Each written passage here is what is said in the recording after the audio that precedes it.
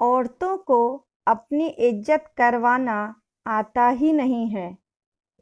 Anjali market से थकी हारी जैसे ही घर लौटी, बेटी खुशी मम्मी पर चिल्लाने लगी, मम्मी, आपको पता है ना कि मैं लौकी की सब्जी नहीं खाती हूँ, फिर भी आपने मेरे लिए कुछ और नहीं बनाया।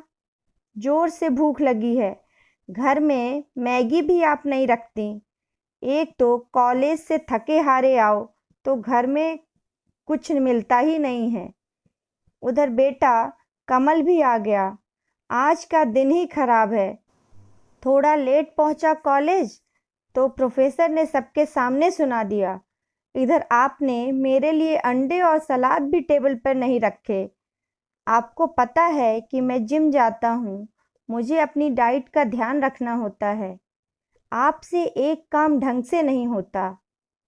खुशी ने भी अपने भाई की बात का समर्थन किया और बोली, हाँ, पापा भी यही कहते हैं कि तुम्हारी मम्मी किसी काम की नहीं, एक भी काम ढंग से नहीं करती। रही सही कसर अंजलि की सास ने पूरी कर दी। बोली, मेरा बेटा कभी गलत कह ही नहीं सकता। 2 ही बच्चे हैं और उनकी भी ज़रूरतों का ख्याल नहीं रख पाती। कितने दिनों से कह रही हूँ, मेरे पैरों में बहुत दर्द है, कोई दर्द का तेल ले आ दो। रुद्राक्ष की माला टूट गई है, नई ले आओ। लेकिन तेरी माँ को फुर्सत ही कहाँ है। सुबह बाजार गई थी और अब लौटी है। उड़ाओ पैसे, मेरा बेटा दिन रात मेहनत करे और तुम आराम से मार्केटिंग करो। दादी की बात सुन खुशी और कमल भी मुस्कुराने लगे। यह देख अंजलि को बहुत गुस्सा आया, लेकिन कुछ नहीं बोली। वह वैसे ही बहुत थकी हुई थी और गुस्सा करके अपने आप को और थकाना नहीं चाहती थी। अंजलि ने पहले फ्रिज से पानी निकालकर पिया, फिर उसने अपने बैग से सासू माँ का दर्द का तेल और रुद्राक्ष के माला निकाला और उन्हें दे दिया। फल और सब्जी निकालकर धोकर काटकर टेबल पर रख दिया। अंडा उबालकर भी टेबल पर रख दिया। खुशी के लिए मैगी बनाकर भी टेबल पर रख दिया।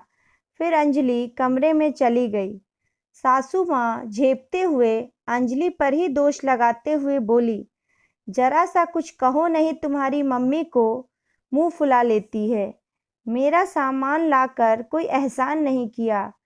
मेरे बेटे की कमाई से ही तो लाई है, कोई खुद की कमाई से थोड़े ना लाई। और यही सब काम पहले कर देती तो हम भी गुस्सा नहीं करते। फालतू में हम सबका दिमाग खराब कर दिया। अंजलि की स्थिति अपने ही घर में एक पंचिंग बैग की तरह है, जो आता है मुक्का मारकर चला जाता है। घर के बाकी लोगों का यह व्यवहार था अंजलि के साथ, तो उसके पति से क्या उम्मीद।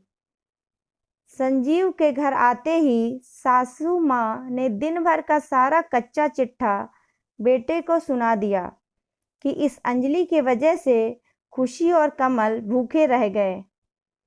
संजीव का मूड ऑफिस में प्रेजेंटेशन ठीक से ना देने के कारण, ऊपर से बॉस की डांट के कारण वैसे ही बहुत खराब था, और यहाँ पर अंजलि की शिकायत।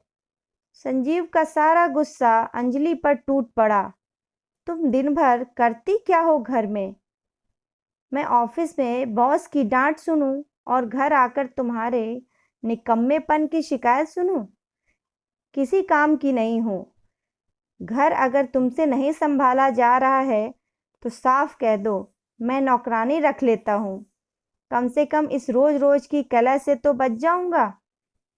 अंजलि, जिसने अपनी 25 साल की शादी में सिर्फ पति, बच्चे और सासू माँ और उनके रिश्तेदारों को खुश करने में बिता दिया, आज यह सुनकर उसकी भी सहनशक्ति जवाब दे चुकी थी।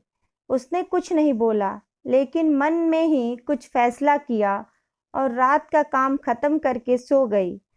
सुबह घर में एक बार फिर खुशी, कमल, सासू माँ और संजीव के चिल्लाने की आवाज़ सुनाई दे रही थी। मम्मी, मेरा दूध ब्रेड कहाँ है? मुझे आज कॉर्नफ्लेक्स चाहिए। बहू मेरे लिए आज दलिया बना देना। अंजलि, मेरा टिफ़िन और नाश्ता कहाँ है? किचन से अंजलि के साथ एक औरत बाहर आई। यह डिम्पल है। आज से आप सभी की ज़रूरतों का यही ख्याल रखेगी। यह क्या मजाक है अंजलि? संजीव गुस्से से बोला। उधर सासू माँ बोली, हमारे घर में आज तक कोई कामवाली नहीं रखी गई। तुम्हें तो सिर्फ मेरे बेटे की कमाई लुटाने आता है। ये घर का काम करेगी तो तुम क्या करोगी? अंजलि बोली, मम्मी जी, मैं वही करूंगी जो 25 सालों से आप लोगों की नज़र में करती आई हूँ, आराम। और अनिल, आपने ही कल कहा था कि अगर मुझसे आपका घर नहीं संभल रहा तो आपको साफ कह दो, आप नौकरानी रख लेंगे। तो आज मैं आपको और बाकी लोगों को साफ बता रही हूँ कि अब मुझसे आपका घर नहीं संभाला जाएगा। आप सभी को कोई दिक्कत ना हो इसलिए डिम्पल को काम पर रख दिया। अब आपको जो चाहिए, जितना चाहिए, सब डिम्पल को समझा दीजिएगा। संजीव गुस्से में बोला, ये क्या नया नाटक शुरू कर दिया? इस पर अंजलि बोली, ये नाटक नहीं है। नाटक तो आज तक आप सभी मेरे साथ करते आए हैं। आप पति बनने का, सासू माँ माँ बनने की, और खुशी और कमल अब उन्हें क्या कहें। आज तक जिस घर को अपना समझकर संभालती आई, पता चला कि वह तो मेरा है ही नहीं। मेरी औकात इस घर में एक नौकरानी की है, या फिर शायद उससे भी बुरी। सुबह से लेकर रात तक सिर्फ और सिर्फ आप लोगों के बारे में सोचती हूँ, लेकिन कभी बदले में मीठे दो बोल नहीं मिलते। माँ जी, मैं बाजार घर की, बच्चों की और आपके बेटे की ज़रूरतों का सामान लेने गई थी। आपके बेटे की कमाई से अपने लिए कुछ नहीं लाई। थकी हारी धूप से घर आई, किसी ने एक गिलास पानी भी नहीं पूछा। उल्टा शिकायतों का अंबार लेकर सब शुरू हो गए। बच्चों का कॉलेज से मूड खराब करके आना और फिर मेरे पे चिल्लाना। संजीव को बॉस से डांट पड़ी तो उसका गुस्सा भी मुझ पर निकल गया। और मम्मी जी, इन्हें पता नहीं मुझसे कौन से जन्म की दुश्मनी है। कभी आज तक प्यार के दो मीठे शब्द नहीं बोले।